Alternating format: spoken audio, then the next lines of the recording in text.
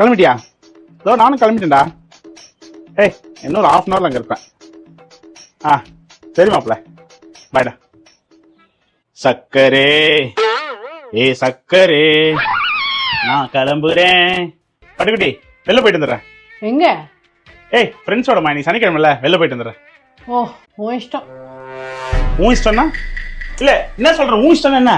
இல்ல உன் இஷ்டம் நான் போக கூடாதா? அதானே. அது என்னடி ஒண்ணு போன்னு சொல்லு, இல்ல போகாதுன்னு சொல்லு. அது நான் உன் இஷ்டம். ஏன் கல்யாணம் ஆனதுக்கு அப்புறம் நான் எங்க ஃப்ரெண்ட்ஸோட வெளியே போக கூடாதா? ஏன் உங்களுக்கு தான் எழுதி கொடுத்துட்டாங்களா? உன்னை எனக்கு இப்பதாண்டி தெரியும். கல்யாணத்துக்கு முன்னாடி 25 வருஷமா எனக்கு அவனை தாண்டி தெரியும். எப்படி இவ்வளவு ஈஸியா அறுத்து விட சொல்றீங்க? ஏய் ஃப்ரெண்ட்ஸ் டி அவனுங்க, அப்படிலாம் விட்டு வர முடியாது. என்ன நினைச்சிட்டு இருக்க? என்ன நினைச்சிட்டு இருக்க? சரி சரி அழாத. கைய